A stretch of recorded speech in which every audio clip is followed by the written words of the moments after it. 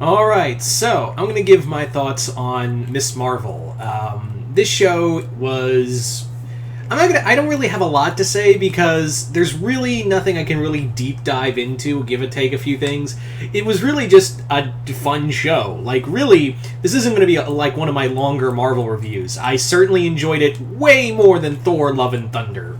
Like this was just adorable. Like this was just fun, adorable, like stuff I wanted to see in Spider-Man. Like that's crazy. Like as much as I love the Holland era Spider-Man movies, they always kind of seemed to ever since after Homecoming, the other two films really drifted away from what we wanted to really see from Spider-Man, which was, oh god, because here's the thing about what I don't think a lot of directors understand about Spider-Man, and I think only Raimi came close to doing this in his Spider-Man trilogy, was that the big thing about Spider-Man is that it's not, oh god, how do I stop Dr. Octopus? It's, oh god, how do I stop Dr. Octopus and also get back to Aunt May who's in the hospital? That's what we've always wanted to see with Spider-Man, and I think Miss Marvel really captures that. I really do think Miss Marvel really does capture the just absolute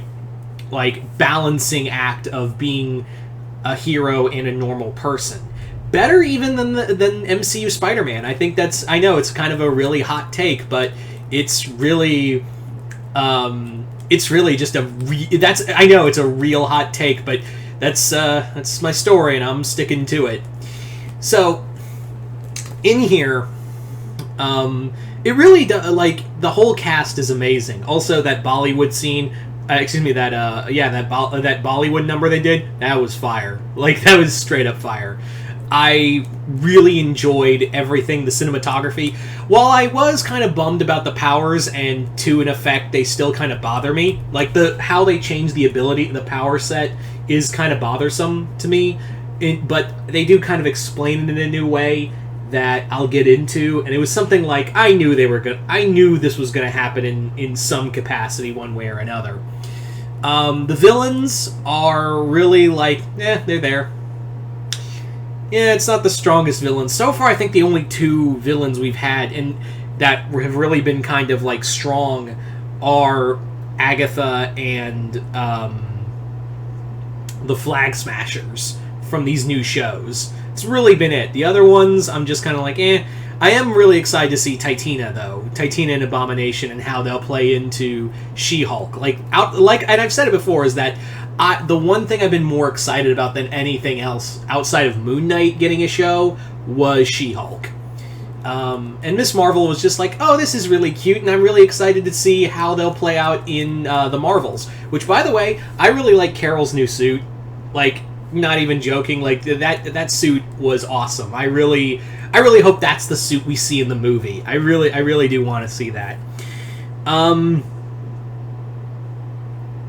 I do think it does kind of wrap up a little too fast. Maybe that's just me, but I was more impressed that this is stuff I've wanted to see from a Spider-Man from a Spider-Man movie for a while, and I'm so happy they managed to do this whole balancing of I'm a fan, I'm a hero, but also it also talks about like stuff that the boys kind of do, but in an edgelord neckbeard kind of way.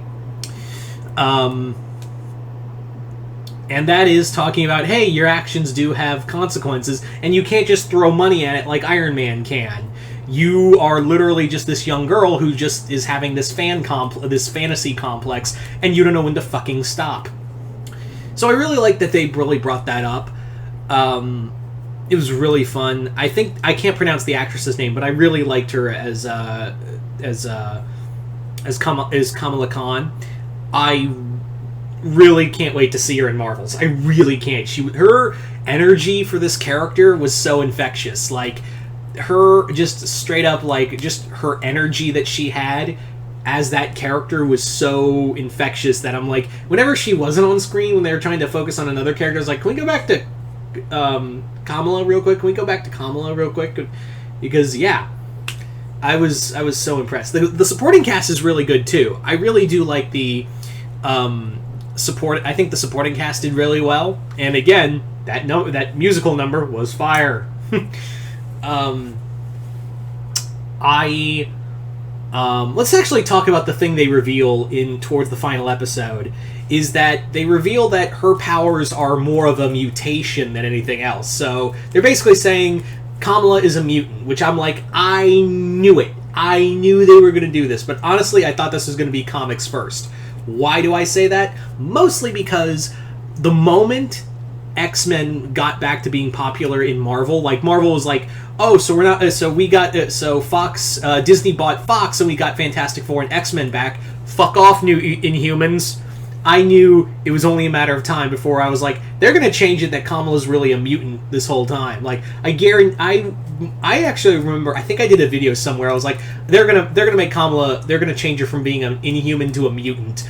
Either, what I was thinking was going to be in the comics first than anything else. I really did think it was going to be the comic books first, and then it was going to get to the show.